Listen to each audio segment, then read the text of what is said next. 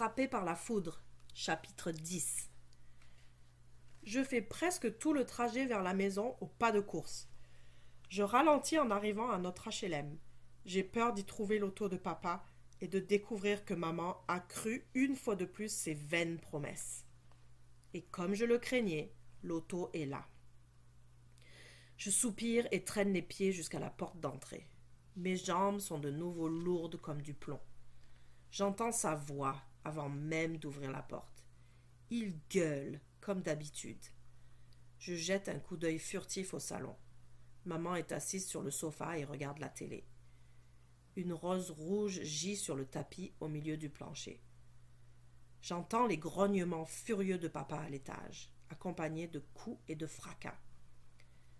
Le visage de maman est un masque imperturbable, dur et froid, mais elle sourit lorsqu'elle m'aperçoit. « Oh, bonjour ma chérie, dit-elle. Je regardais les nouvelles. Qu'est-ce qui se passe, maman ?» Je me penche pour ramasser la rose. Elle est en plastique. « Tu peux jeter ça dans la poubelle, dit-elle. J'ai dit à ton père de ramasser ses affaires et de ficher le camp. J'en ai assez. » On dirait qu'il est très fâché, dis-je. Puis je me dirige vers la cuisine et laisse tomber la rose dans la poubelle. « Il va s'en remettre, dit maman. Il est temps pour nous de tourner la page. » Je m'assois à côté d'elle sur le sofa, si proche que nos bras se touchent. Papa arrive dans le salon en traînant un gros sac de hockey rempli à ras-bord. Il n'a pas l'air content. Il laisse tomber son sac dans le passage et nous dévisage. « Eh bien, Claire, on dirait que c'est fini pour de bon cette fois. Ta mère se comporte comme une véritable idiote. Elle ne veut même pas me parler. Alors dis-lui donc que ceci est sa dernière chance. » « Papa dit que c'est ta dernière chance, maman. »« Dis-lui que je lui souhaite bonne chance, répond maman, parce qu'il va en avoir besoin. »« Maman te souhaite bonne chance, papa. » Papa lâche quelques jurons bien choisis avant de ramasser son sac. Il se dirige vers la porte d'en avant, puis s'arrête. « Claire, ma chérie, peux-tu prêter 10 $ à ton pauvre vieux père ?» Il a ce sourire mielleux qui faisait jadis tant d'effet à ma mère. « Quelle malchance, papa, dis-je. Je suis fauchée, moi aussi. » Il n'est pas prêt de mettre la main sur mon argent durement gagné en faisant du babysitting. « Allons, Claire, tu dois avoir une tirelire quelque part dans la maison avec quelques pièces d'1 et de 2 $. Je vais te les remettre, promis. » Une tirelire ? Il est incroyable, cet homme-là. « Au revoir, papa. » Mes yeux croisent ceux de maman. Les siens sont très légèrement plissés de joie.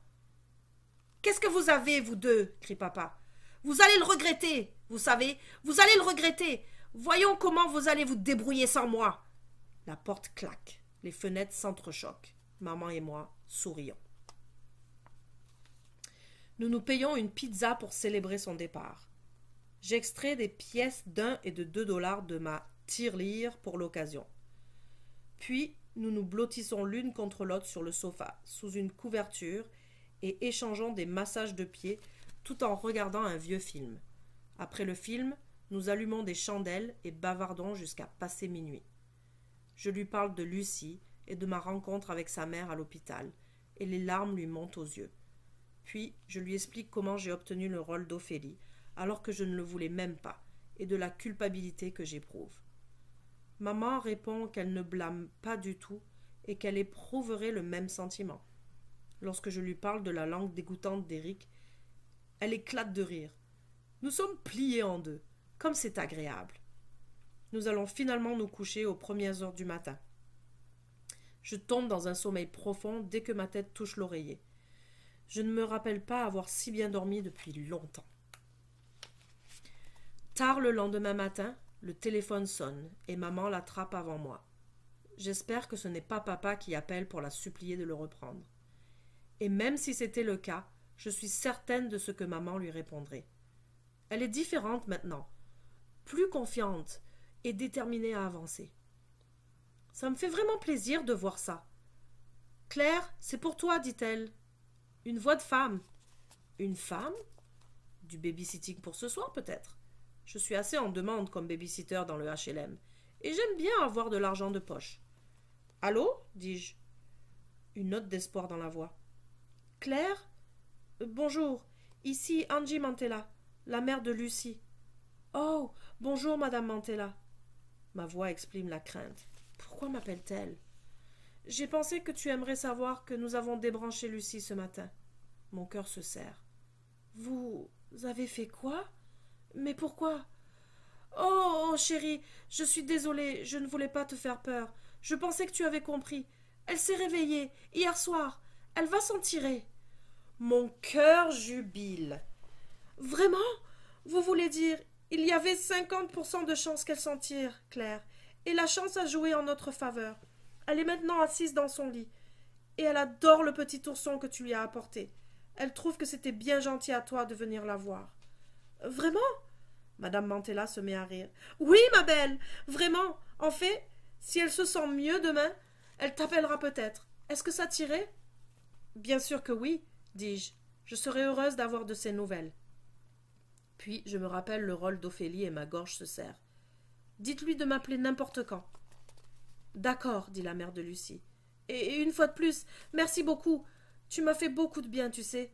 Je me suis sentie beaucoup mieux après avoir appris que les jeunes de l'école s'inquiétaient de la santé de Lucie, même si personne n'avait appelé. Au revoir, Claire. Au revoir, madame Mantella. Je suis contente d'avoir pu être utile. Je reste là, à contempler le téléphone dans ma main. Je ressens un léger doute. Me suis-je trompée au sujet du parapluie et de la foudre? Est-ce possible que ce ne soit rien de plus qu'une coïncidence après tout? Me suis-je tourmentée pour rien? Je raccroche et ressens un léger espoir aussi. Pour la première fois cette semaine, parce qu'il est possible que rien de tout ça ne soit ma faute.